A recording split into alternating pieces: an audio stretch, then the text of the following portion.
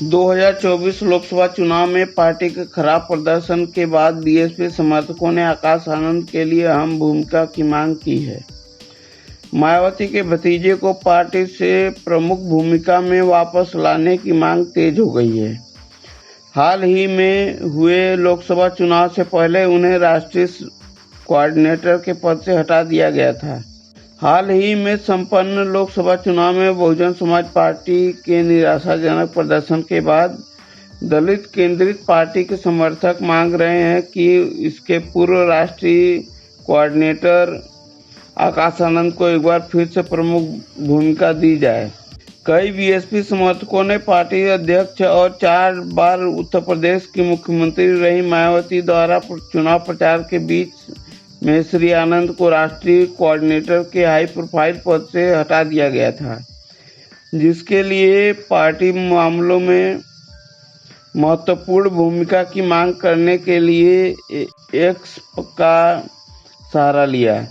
रविवार और सोमवार कुछ घंटों के लिए हैशटैग आकाश आनंद एक्स पर ट्रेंड कर रहा था, जिसमें संगठन में बड़े बदलाव की मांग की गई थी, क्योंकि पार्टी ने 3 दशकों से अधिक समय में अपना सबसे खराब प्रदर्शन दर्ज किया था। आदरणीय मायावती जी, आप किंग मेकर हैं। समाज आपसे दूर क्यों जा रहा है?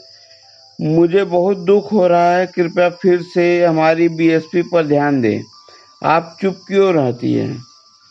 आकाश भाई आकाश आनंद को आगे क्यों नहीं बढ़ाती हैं? और अगर आपको आकाश आनंद को दूर ही रखना था तो आपने उन्हें पहले ही आगे क्यों बढ़ाया? आकाश आजाद नहीं है, वह उम्मीद है। एक्स यूजर सुषमा ने लिखा, जो बीएसपी समर्थक और अम्बेडकरवादी होने का दावा करती है। एक और बीएसपी समर्थक राम रतन ने कहा, बहुजन आकाश आनंद को वापस आना चाहिए। यह हमारी आदरणीय बहन मायावती जी से अनुरोध है। 2027 की तैयारी शुरू होनी चाहिए। जय भीम, जय संविधान, बीएसपी जिंदाबाद। माइक्रो ब्लॉगिंग प्लेटफॉर्म पर बीएसपी के आधिकारिक हैंडल को टैग करते हुए ऐसे पोस्टों की बाढ़ सी आ गई है। एक भी सीट जीतने में विफल रहने के अलावा बसपा को उत्तर प्रदेश में 2024 के लोकसभा चुनाव में केवल 9% वोट मिले, जो 1991 के चुनाव के बाद से उनका सबसे कम वोट है।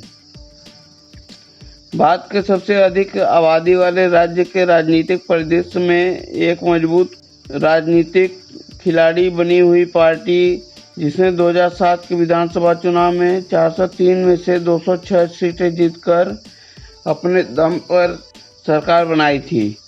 पिछले एक दशक में इसमें तेजी से गिरावट देखी गई है। 2009 के लोकसभा चुनाव में 27.42% वोट पाने और 20 सीटें जीतने से लेकर 2024 में 0 सीटें तक जीतने तक बीएसपी के लिए यह गिरावट बहुत बड़ी है। नगीना आरक्षित निर्वाचन क्षेत्र में जो बीएसपी का पारंपरिक गढ़ है, आजाद समाज पार्टी एवं भीम आर्मी चीफ चंद्रशेखर आजाद ने भाजपा के निकटतम प्रतिद्वंदी ओम कुमार को 1.5 लाख वोटों से भी अधिक मतों से हराया, जबकि बीएसपी उम्मीदवार सूर्यपाल सिंह केवल 13,272 वोट ही हासिल कर सके। अपने भतीजे श्री आकाश आनंद को राजनीतिक उत्तराधिकारी घोषित करने के कुछ महीनों बाद सुश्री मायावती ने 7 मई को उन्हें बसपा के राष्ट्रीय कोऑर्डिनेटर पद से हटाते हुए कहा कि महत्वपूर्ण भूमिकाएं संभालने से पहले उन्हें परिपक्वता प्राप्त करने की आवश्यकता है। यह सर्वविदित है कि बसपा एक पार्टी होने के साथ साथ बाबा साहब भीमराव अम्बेडकर के स्वाभिमान, आत्मसम्मान और सामाजिक परिवर्तन का एक आंदोलन भी है, जिसके लिए श्री कांशीराम जी और मैंने अपना पूरा जीवन समर्पित कर दिया है और इसे गति देने के लिए एक नई पीढ़ी भी तैयार की जा रही है। इसी क्रम में मैंने पार्टी में अन्य लोगों को बढ़ावा देने के साथ साथ श्री आकाश आनंद को राष्ट्रीय कोऑर्डिनेटर और उत्तराधिकारी घोषित किया, लेकिन पार्टी और आंदोलन के व्यापक हित में उन्हें पूर्ण परिपक्वता प्राप्त होने तक इन दोनों महत्वपूर्ण जिम्मेदारियों से अलग रखा जा रहा है। सुश्री मायावती ने एक्स पर घोषणा की। इस कदम से राजनीतिक घमासान शुरू हो गया और समाजवादी पार्टी के अध्यक्ष अखिलेश यादव ने आरोप लगाया कि यह निर्णय लोकसभा चुनाव में हार के डर से लिया गया है। दलित कार्यकर्ताओं का तर्क है कि यह मांग मुख्य बीएसपी समर्थकों की ओर से जोर पकड़ रही है, जो चाहते हैं कि पार्टी लगातार घटते जनाधार के बीच प्रासंगिक बनी रहे और उनका मानना है कि श्री आकाश आनंद ही आखिरी उम्मीद है। लखनऊ विश्वविद्यालय में अम्बेडकरवादी और एसोसिएट प्रोफेसर रविकांत ने कहा, जिस तरह से बीएसपी का वोट आधार घटा है वह अप्रासंगिकता की ओर बदलाव को दर्शाता है। चंद्रशेखर आजाद के नगीना सीट जीतने के साथ संभावना है कि बीएसपी का बचा हुआ वोट आधार भी श्री चंद्रशेखर आजाद की पार्टी आजाद समाज पार्टी की ओर बढ़ सकता है। इसलिए बीएसपी के मुख्य समर्थक श्री आकाश आनंद में पार्टी को पुनर्जीवित करने की उम्मीद देखते हैं, क्योंकि 2024 के अभियान के दौरान उन्होंने बीएसपी के मुख्य जनाधार को संबोधित करने के लिए परिपक्वता दिखाई थी। सोशल मीडिया पर मांग उभरती हुई राजनीति का प्रतिबिंब है। वहीं आकाश आनंद सीतापुर के एक लोकसभा की चुनाव के दौरान रैली में विपक्षियों पर काफ़ी हमलावर दिखे। वो ऐसे फायर ब्रिगेड यंग नेता के रूप में उभर रहे थे जो विपक्षी दलों पर काफ़ी आक्रामक रूप से हमला बोल रहे थे। उनकी बातों से ऐसा लग रहा था कि वो बहुजन समाज पार्टी की दिशा और दशा को आगे ले जाने में काफ़ी सक्षम हैं। उनकी भाषा में काफ़ी हद तक आक्रामक तेवर ही दिखाई दिए, जिसके कारण बहन जी को उनके ऊपर कार्रवाई करते हुए उनके नेशनल कोऑर्डिनेटर और उत्तराधिकारी पद से बर्खास्त करना पड़ा।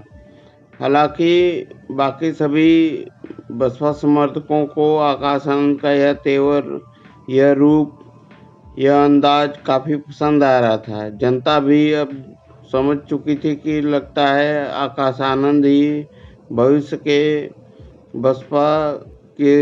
बसपा को स्थापित करने में काफ़ी सक्षम और सशक्त भूमिका निभाएंगे। लेकिन ऐसा नहीं हुआ। उसके पहले ही उनको कड़ी कार्रवाई का सामना करना पड़ा और उनको नेशनल कोऑर्डिनेटर पोस्ट से और उत्तराधिकारी पोस्ट से हटा दिया गया। बसपा सुप्रीमो बहन मायावती ने यह कहते हुए कहा कि यह अभी उनके अंदर थोड़ी अपरिपक्वता है। उनके अंदर अम्बेडकरवादी विचारधारा, जो कि समता, समानता, बंधुत्व और भाईचारे की विचारधारा को आगे बढ़ाना होता है, लेकिन कुछ ऐसे आक्रामक रुख अपनाने से उनकी विचारधारा को थोड़ा बहुत नुकसान होता है। तो मान्यवर कांशीराम साहब और बाबा भीमराव अंबेडकर की विचारधारा को उन्होंने और परिपक्व होने के लिए उनको इस पद से हटाया, जिससे आम जनमानस में खासकर दलित समुदाय, पिछड़े समुदाय और अल्पसंख्यक समुदाय को यह निराशा प्रतीत होने लगा और उनको जो है इस बसपा सुप्रीमो के निर्णय पर काफ़ी उल्टा रिएक्शन महसूस होने लगा। इससे हो सकता है कि बसपा का जनाधार खत्म न हो जाए। बसपा को एक नई उम्मीद की किरण नज़र आने लगी थी पूर्व नेशनल कोऑर्डिनेटर आकाश आनंद में। आखिर ऐसा उन्होंने क्या कहा था जिसके चलते उन्हें अपने नेशनल कोऑर्डिनेटर पोस्ट और उत्तराधिकारी पोस्ट से हटा दिया गया? आइए उस रैली की, जनसभा रैली की कुछ बातें सुनते हैं आकाश आनंद। चला रही है, आप जानते हैं वो कौन सी पार्टी है। हमारी माएँ बेटी हैं माँ सुन लो, तुम्हारी बहुजन समाज पार्टी, तुम्हारी बहन जी, तुम्हारे पैसों से ये मूवमेंट चला रही है, तुम्हारे पैसों से ये मूवमेंट चला रही है। कोई धरना सेठ की औकात नहीं कि इस पार्टी की तरफ उंगली उठाकर भी देखे, हमारे समाज की तरफ उंगली उठा के भी देखे, क्योंकि वो जानता है कि ये इस समाज की पार्टी है। साथियों, बीएसपी केवल यहां ही नहीं, उत्तर प्रदेश में ही नहीं, बल्कि पूरे देश में अपने बड़े बड़े धरना सेठों, बड़ी बड़ी पूंजीपतियों से और धरना सेठों से पैसा नहीं लेती। बहुजन समाज पार्टी यहां अपने कार्यकर्ता, अपने समर्थकों के तन मन और धन से यहां पर उनके बलबूते पे ये मूवमेंट चलाती है। और पिछले कई सालों से, जब से बहुजन समाज पार्टी अस्तित्व में आई है, जब से स्थापित हुई है, तब से वो आपके तन मन और धन की ओर पे, धन की वजह से यहां पे इलेक्शन लड़ती आई है। और आने वाले भविष्य में भी आप ही की मेहनत से, आप ही के आपको यह जानकारी कैसी लगी, अपना कमेंट जरूर करें और हमारे चैनल को लाइक करें, वीडियो को शेयर करें और चैनल को सब्सक्राइब करना ना भूलें। तब तक के लिए साथियों, नमस्कार।